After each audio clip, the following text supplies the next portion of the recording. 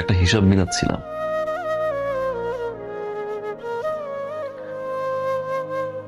আমরা পুরুষরা খুব অদ্ভুত।